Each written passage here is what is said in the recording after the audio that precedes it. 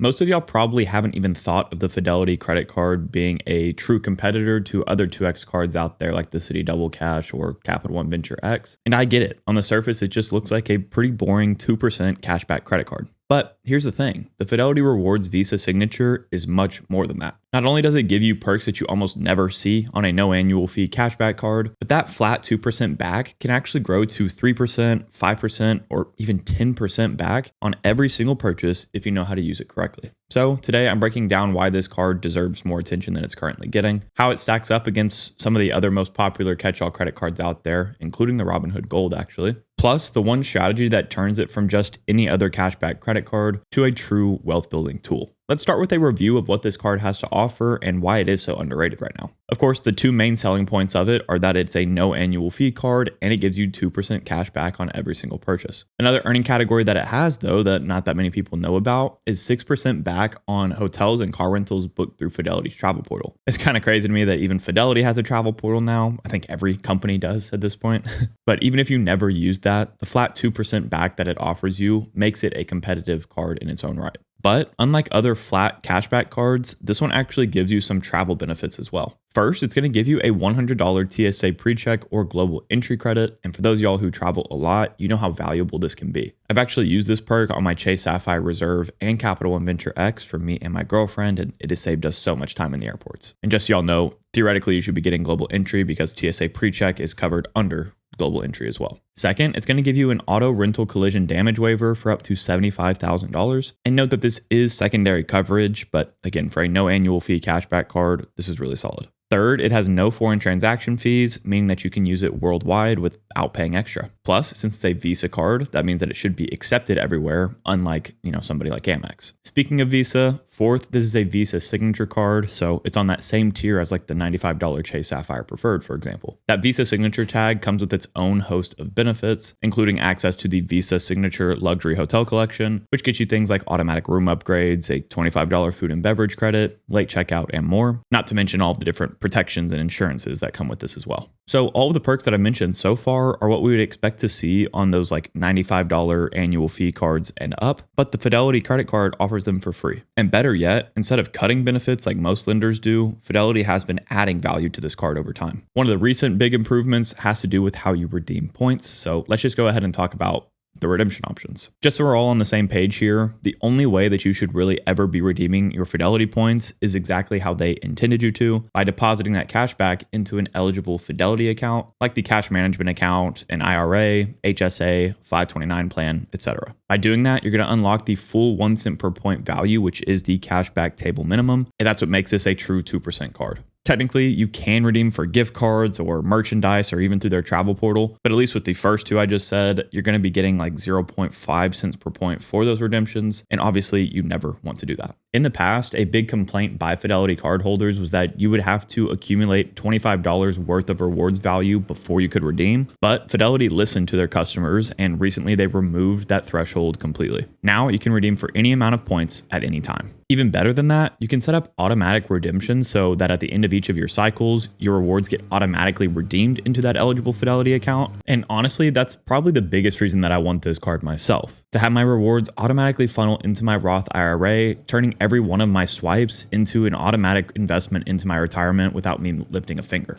If you're like me and you're juggling cards from multiple lenders, you'll want to check out Max Rewards. Instead of hopping between apps to see your total point balances, card balances, bill due dates, and more, Max Rewards puts everything in one convenient dashboard for you. Personally, I've been moving to a more hybrid credit card setup from a strictly travel setup, and it's been super helpful during this process. Specifically as it comes to planning trips, because as somebody on Team Hybrid, I need to figure out how many points with each lender I need for my upcoming trips, and Max Rewards lets me track those balances as well as adjust my point valuations so I can see exactly where I'm falling short with each lender. And while the free version is powerful on its own, they also have a paid tier called Max Rewards Gold that will automatically activate all of your quarterly rotating categories for you on cards like your Chase Freedom Flex, as well as automatically activate your offers for you. That way you don't have to go into each lender's app to click the little plus icon next to each offer. Max Rewards does that and saves all of that time for you in the background. Another very beneficial tool for me with Max Rewards Gold is their welcome offer tracker, because welcome offers are the only way that I can fund as much travel as I want to do. And a lot of lenders don't give you easy access to seeing how close you are to hitting the minimum spending requirements for those offers. But of course, that's where Max Rewards will come in clutch. Even if you just want to try out the free features of Max Rewards, please be sure to download it through the link in my description. And during the sign up process, if you enter the promo code Spencer, you'll lock in a 3-month discount off of your annual Max Rewards Gold subscription if you ever do decide to upgrade. So definitely enter that.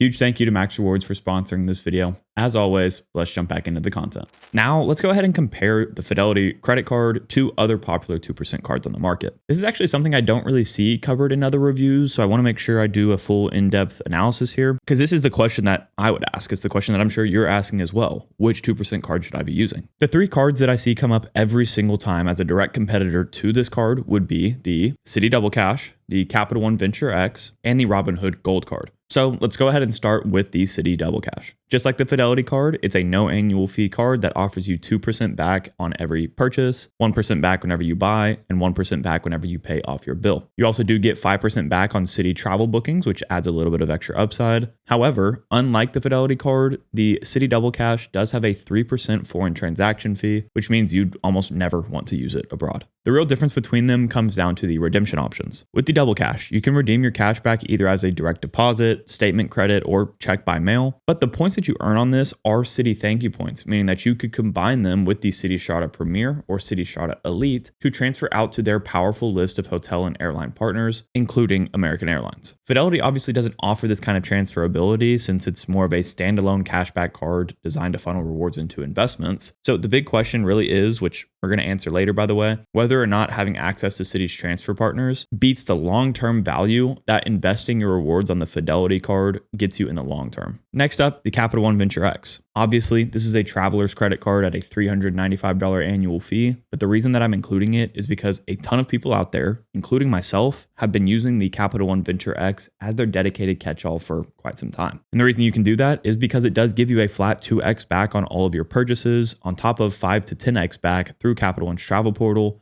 It has no foreign transaction fees, plus the protections and insurances that come with it being a Visa Infinite, a step above the Fidelity's Visa Signature level. On paper, this card actually is really easy to justify with just 2 credits that it offers, the $300 annual travel credit, as well as the 10,000 anniversary miles that they deposit on your account anniversary. But here's the tricky part. While the annual fee seems like a wash, basically, the $300 annual travel credit is restricted to their travel portal, and I would venture to guess that people that don't have this card would probably never use a Capital One travel portal in the first place. So you have to weigh whether or not that is too restrictive of a credit for you to really want to use just to break even on and then get 2x back on the card, and that's going to be completely dependent on your personal valuations. I want to be really clear here. The Capital One Venture X is a great credit card and comes with many other perks stacked on top of that as well, like a TSA pre-check/global entry credit, transfer partner access, Hertz President Circle status, and Capital One plus Priority Pass lounge access. But I will say that if you're like me and you already have another premium travel credit card like the Chase Sapphire Reserve or Amex Platinum, I just haven't found that the Venture X really adds much to your setup, especially now that they've removed the guest and authorized user access to the lounges. Instead, this one kind of feels like a $395 2x catch-all card, and that's why I think a lot of people are wondering if they should replace it with a card like the Fidelity credit card. That one, by contrast, gives you the same earning rates with no fees attached to it, and it just feels a lot simpler, and I think that's attractive. If you didn't catch it a second ago, again, this card does give you access to Capital One's transfer partners, meaning that 2x miscellaneous earning category can be boosted past that by transferring to the right people. So we will be keeping that in mind when comparing it to the long-term value of the cashback earned on the Fidelity card. Then we come to the Robinhood Gold Card, which is a newcomer but has garnered quite a bit of hype. And honestly, that makes sense. On paper, it looks incredible. It offers you a flat 3% back on all purchases plus 5% back through Robinhood's travel portal. Yep, another travel portal here. And it's also a Visa Signature, offering similar protections and benefits to the Fidelity credit card as well. All of that with no annual fee and no foreign transaction fees. So what's the catch? Well, first, there is a wait list to apply for it, so you have to take that into account. But second, and more importantly, you have to be a Robinhood Gold member to get it, and Robinhood Gold costs $50 a year. So in reality, while this card is marketed as a no annual fee card, I would count that $50 as the annual fee for it. But to be fair, the 3% base earning rate makes that really easy to wipe. All you have to do is spend $5,000 a year on the card, and you've already cleared the break-even point where it starts to outpace a 2% card. And that's also before factoring in any of the benefits of Robinhood Gold itself, including 4% APY on uninvested cash, at least right now, a 3% match on IRA contributions, and more. As for redemption options, the only viable ones that you want to use, which will give you the full 1 cent per point that we want, will be for statement credits or funneling rewards into a Robinhood brokerage account where you'll earn that 4% APY in their cash sweep program. Like I mentioned earlier, this is probably the most direct comparison to the Fidelity card because in my eyes, it fits under that investing credit card category, I guess you could call it. But then you have to ask yourself, would you rather keep your uninvested cash and your investments with Robinhood or Fidelity? And I'd venture to say that in the comments, this is where you're going to see the biggest divide between people in like Gen Z compared to everybody older. Personally, I don't trust, fintech banks, a ton, especially with the whole GameStop debacle that Robinhood had a while back. But as it comes to pure math, the 3% back that the Robinhood Gold offers is going to win all day long as you're hitting that $5,000 spending threshold. So the decision is really up to you at the end of the day. But now let's move to the part of the video that I've been most excited to cover, where we'll calculate the exact point in which the Fidelity card will beat out a 2x points and miles card like the Venture X or Double Cash. And then I'll bring back in the Robinhood Gold card to see how that one stacks up in comparison. Right off the bat, I need to address a few things. This comparison that I'm about to make only makes sense for a subset of people. Those who want a simple one card setup that automatically invests their rewards into their retirement accounts. If you're a points maximalist and you're not redeeming for any less than 2 or 3 cents per point for every point that you earn, obviously this card is not for you. You're traveling too much for it to probably make sense. Unless you play the game like I do, where you cover all of your travel with welcome offer points and then can use your daily spending funneled into cashback cards to earn these rewards to invest later. And even if you're on the cashback side, you could build out a super solid multi-card setup, earning you,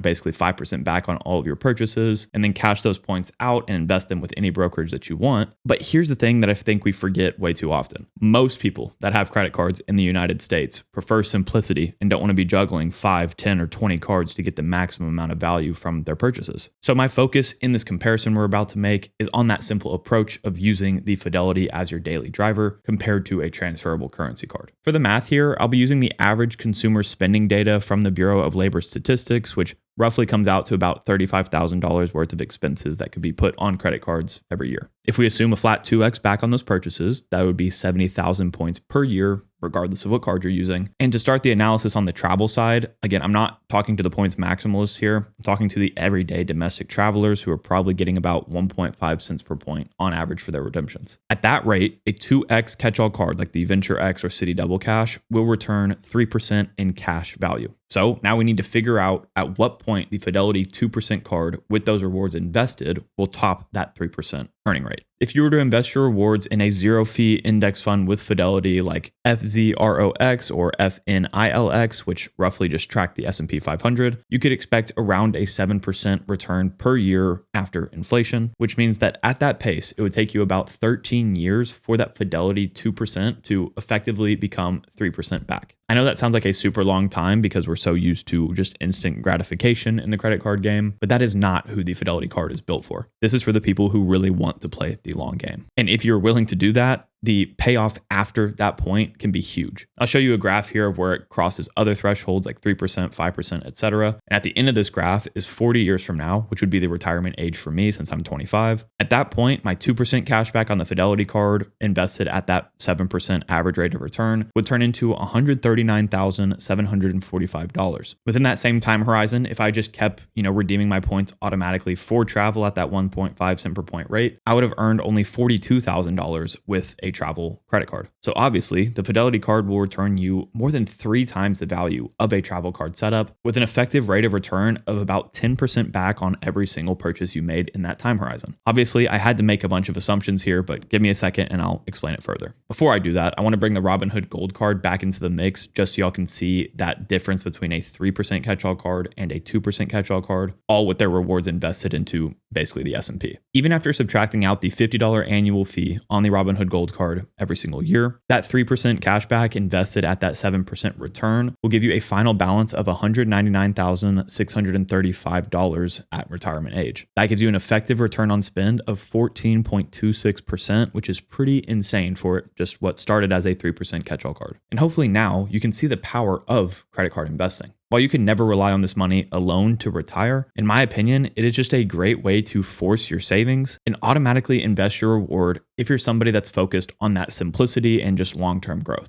So much of this credit card game is psychological, and this is one of the best examples of that. I can guarantee you that some people will say this Fidelity card is perfect for them, while others will just dismiss it as a pointless cashback card. And honestly, both sides of that argument can be correct at the same time. It just comes down to goals and preferences. But at the end of the day here, if you're somebody on team travel and you're going to say that this card is stupid, again, go back to the beginning of this section right now and remember the disclaimers that I made. This card is built for a specific subset of people who want that automatic investing feature with a company that they already have their retirement accounts with. And I completely understand that. And that's why it's a card that I've been, debating adding. We have to remember here that the majority of Americans are really bad at saving and investing money, like horrible at it. So by having a card like this that will automatically invest for you at the end of every month and force you to save that money, I think is very powerful. And that's why this card is underrated. For my situation, I am debating adding this card to my setup or maybe even the Robinhood Gold. But again, I don't have any accounts with Robinhood, so